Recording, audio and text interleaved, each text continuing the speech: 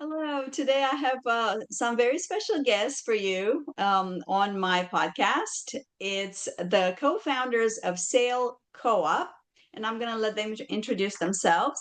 Um, I met them back in February of this year, and that's when I found out about Sail. And it's a fairly new co-op in East Tennessee, which is why I'm excited to bring it to everybody. We have started going there with my daughter in August, and it's been a fantastic experience. And my daughter's really enjoying it. She's made friends. I've been enriched by the relationships I've discovered over there, and the information, the knowledge, the just the overall feel of community. And so, without further ado, can each of you share a bit about your backgrounds, your names, obviously, and what inspired you to launch Sail Co-op right here in Knoxville? Yes, I am Jonathan Ludwig, and this is my wife, Adra Ludwig. I have my both parents have art degrees. My dad was a scenic design teacher, and so I grew up helping build and paint sets. So from a very young age, I've been in that, and I enjoy prop making and many other artistic endeavors. And then when I met Adra, she had been teaching for quite a while. And there's a huge opportunity for homeschoolers to learn so many different subjects through the arts that we didn't feel was being taken advantage of by other offerings when we were children or currently in the area. And then, And my background is about 20 years teaching now, and different co-ops, different playhouses, and then always had the desire to start a co-op, and it just kind of opened up for us to start this one together. And so here we are. Okay, so the name of the co-op is SAIL. It's an acronym which stands for Symbiosis Arts Interactive Learning. And I think it's very clever. And what does it mean to you, and how does the focus on art and theater create a symbiotic experience for students in a homeschool setting? I was really intrigued by the concept when I first met you guys at that booth. We were at SMEA, yes, Smoking and Home Education Association, yep. and I couldn't believe my eyes that you guys were teaching combat fighting and makeup and stage makeup and all the, like you said, the sets, the Right. decor. Pretty So, amazing. yeah, there's arts that are individual. So if one person sits down and paints an oil painting, or one person carves, a statue, those are easy to learn at home per se, because it doesn't take a team. But drama endeavors or film endeavors, there's a lot of art that you need 10, 20, 30, 40, 50, even hundreds of people to be a part of. And that's missing out, especially for homeschoolers, because it's just your family. And so this allows, and another thing too is not everyone is going to love drama or love acting, but there's so much to a theater production that happens off stage, backstage, That weeks in advance, right? And the planning and things like process. That. And we take the students, and the planning and the things that happen off stage, those are very applicable to their future lives, even if they don't do art again. Planning, scheduling, Management, all the things that you have to do to manage that's super important. And that's traditionally taken on by the parents and adults and teachers. And this, we try to equip the students to learn how to do that. And that gives them a head start going on into their lives, knowing many of those adult skills. Right. And so beyond the arts, SAIL offers practical classes like cooking and personal finance. I have tasted some of the wonderful creations over there. They're so sweet. They're always saving me a little French toast, a little Yes. tortilla. I'm very grateful. and it's a nice treat. So how does the focus, how do these subjects, right? So the cooking and personal finance, how do they tie into your vision of holistic interactive learning? So that goes into equipping the students to take on the challenges of being an artist.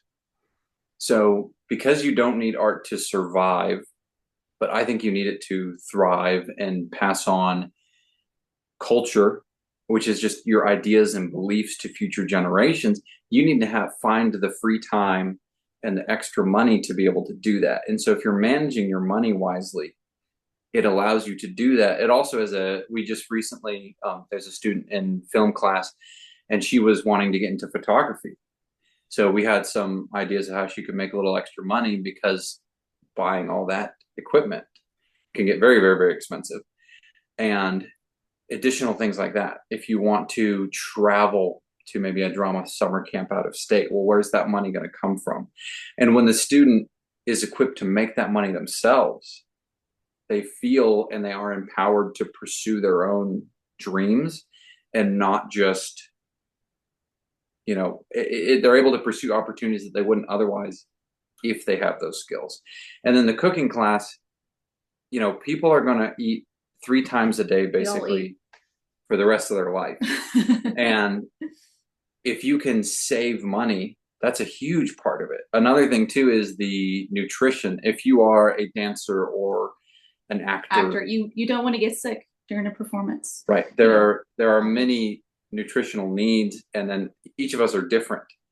And especially if you have allergies or things like that, to be able to take care of yourself will greatly improve your mindset, your mental ability, your physical abilities, your performance, and really be able to excel in anything you want to do, especially in the arts for our case.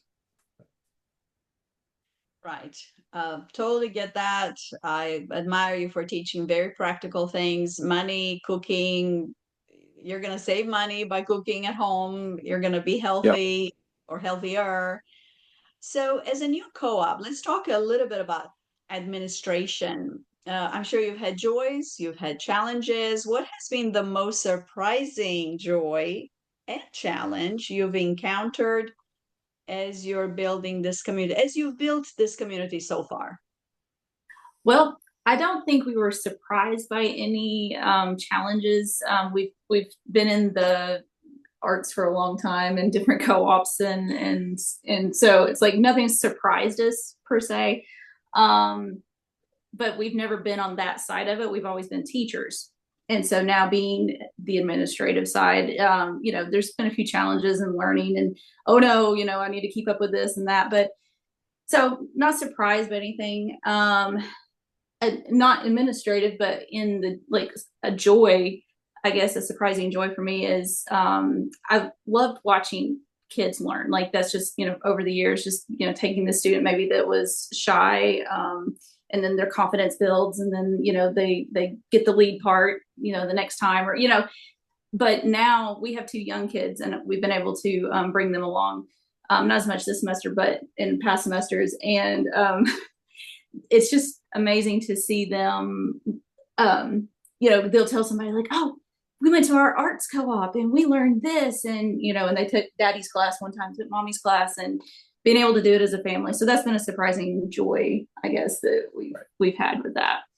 And even though, they're our own kids, so we could teach them at home, but it's different when you force yourself to set aside a specific hour each week to teach a subject matter. It really helps. And then our kids are young. They're like 5 and 3. So it helps them at that young age get used to scheduling out time and doing that, because as a homeschoolers, we often have a lot of flexibility in our schedules. Working schedules. But that, that doesn't really set you up to, as you get older and older, more and more of your schedule is set. And so it's even just nice a little bit, be like, hey, here's the schedule. And it just helps even the parents just drop whatever you're doing, go spend time with the kids. And it's been really nice. Yes, I agree with that. We do have morphing schedules and we're very flexible as homeschoolers, but then we still have to pass on that skill to our children of, when there's a schedule, there's a Right. deadline. You got to figure all that out. Can you tell me what role do parents play in SAIL, and how can families new to co-ops like yours get started without feeling overwhelmed? Yeah. So our co-op, I think it's exceptionally good for new families. Uh, my wife is really, really good at directing plays, even with first time performers, and she can put them at ease and get a lot out of them. So it's been really fun to um, get many novices who were interested in the arts, and they had tried to audition for other plays and they hadn't been chosen, and they find us through various different ways. And after a couple performances with us, they've improved to the level where they're getting called about these other shows that in the past they hadn't been able to make. And a performance is, you learn a lot in it, but when we pair the class with the performance, it's this magnifying effect of that learning. So definitely with the theater, but also in the other art classes, a lot of times art is a very simple concept that is just through repetition and practice carried to a very high degree. So like carving a stone statue, which we don't have a stone carving class yet, but you take a hammer and chisel to a block of stone, and in the Renaissance, they made absolutely unbelievable representations of people and fabric and texture out of stone. And so it's this, they're doing the same thing with the same tools, just at a ridiculously high level of degree. So a beginner student and a fourth year student can many of the times be in the same class. They're doing the same thing. They're drawing pencil, paper, but they're learning at their own pace, and they're also learning from each other, kind of in that one room schoolhouse setting that was normal for much of human history. And then that's similar to homeschool, where you have your younger siblings and your older siblings together taking on projects. And so even if you've got no arts experience, it's good to get in. And then our teachers are really exceptional, and they're able to take advanced students and push them and get more out of those students. So it's a very nice environment, and it's very friendly. It feels like you're homeschooling with just other families. Adra, did you want to add anything? Um, I think, sorry, I actually lost what the question was there. It was new families not feeling isolated. Oh, the feeling isolated. Oh, well, I think with that one, especially with, in 2020 with COVID coming through, and there are a lot of classes went to online, and there's still a lot of classes they push to be online, like, oh, you can take this online, that online. I even saw a ballet class the other day, for littles online. I was like, no, no, no, no, no. Right. I was like, no, you need to be in a classroom. You need to be, learning with other students, not just Right. online. So, the families that feel isolated, it's like, no, come get in a classroom, be with students, learn with other students. Yeah, I think we're all still recovering from COVID. 5 years later, we were in a group setting. It was in our church, and we were trying to support the pastor. It's Pastor Appreciation Month, and they invited us to come closer to the aisle so we can have a corporate prayer for him, and in a more physical, tangible way. When you come out of the pew and you make that Mhm. effort, it's like there's a different vibe. And so we were looking at each other, and somebody joked from up front, we are not socially distancing. Yes. Right.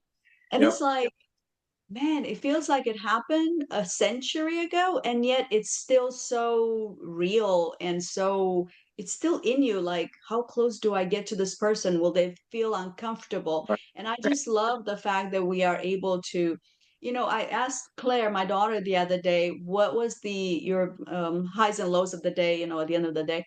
And she said, I really enjoyed talking to everybody at the end of class while we were having lunch at Sale, because after she finishes her 2 classes, it's lunchtime.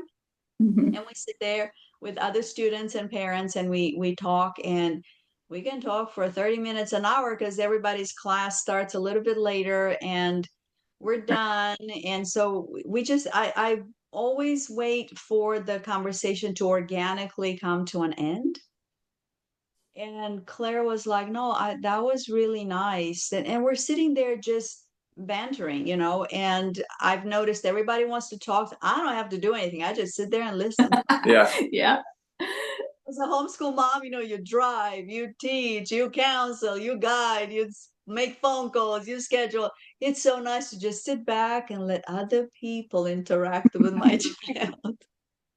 Sure. And it's a huge blessing to be able to be there and see it happening too. Yeah, Yeah. yeah, Um, exactly. Which leads me to my next question. With your emphasis on interactive learning, how do you see arts and theater helping kids develop skills like confidence and collaboration that go beyond the stage? I think we've already touched a little bit on that, but a little maybe bit, you have yeah. specific examples. Project management is it's a huge one. So in the film industry, because films, especially now, you have 200-300 million dollar productions. And so they've labeled a lot of things that on a smaller art production happen just subconsciously. So they break it down into pre-production, production, and post-production. Mm-hmm. And let's say, even if you're going to do a simple clay pot, the pre-production is finding the clay, then the production is finding the workspace, making the pot, then the post-production would be glazing it or painting it, and then, presenting it to sell, or then using it on your table or nightstand or wherever you would. So, Stages. and when you can take a project from idea to completion, that's huge. And it's something you don't get in math class, or it's not in the same way in science class. And when you can do that through 4 or 5 different art mediums, you really get a grasp of, what do I need to do?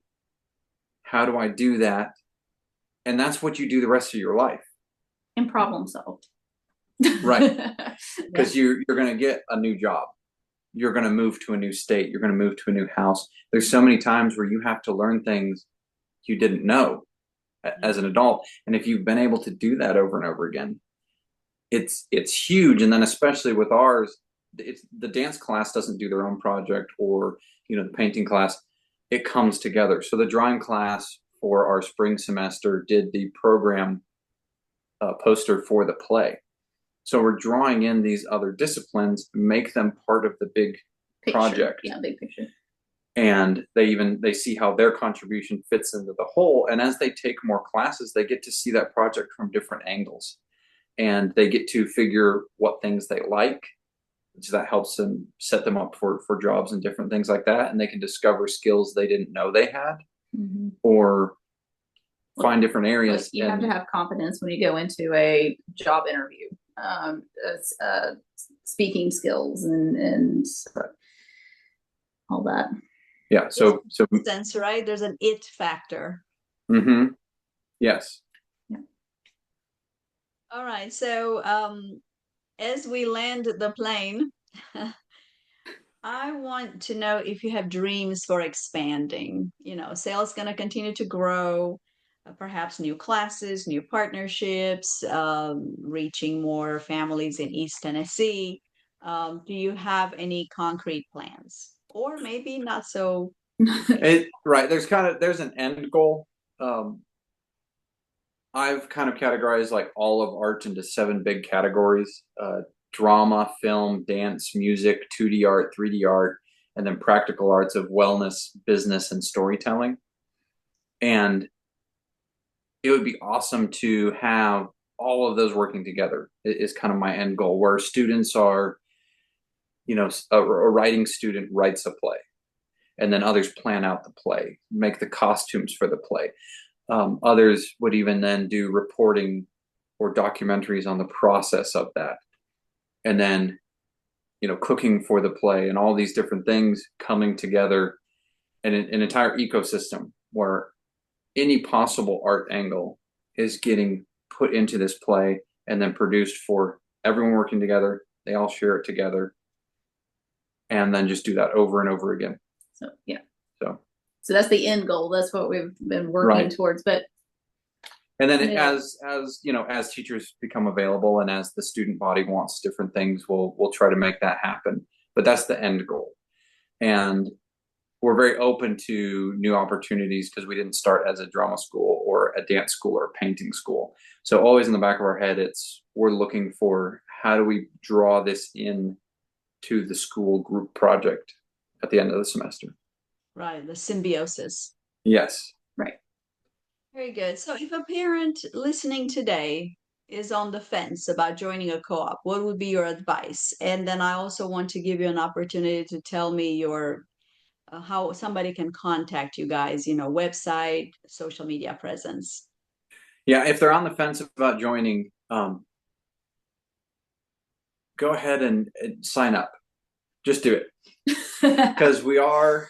You can come try it. It's right. Well, also you can. We're friendly to people coming and sitting in on classes. You just have to contact us through our email.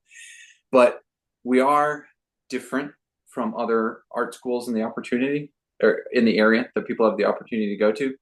And if you haven't already signed up to those because you're looking for something just a little bit different, we are a unique hands-on learning experience.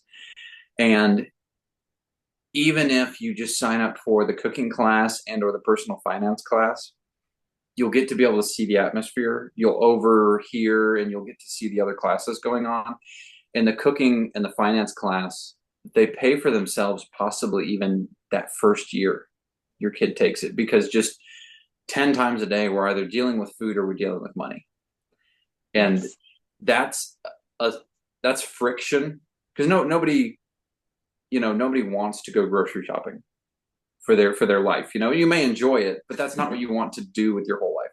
So dealing with money and those logistics, it's a friction to what you're wanting to get out of life. And so if you learn more about that, you can navigate those challenges better. And spend more time in your and art. Spend more time, whether that's art or with family or anything like that. And just getting these students a head start on things that, traditionally adults don't find out till their 20s and 30s by oftentimes messing up and, getting into too much debt or missing an opportunity. So those two classes, it's a no-brainer. Yeah.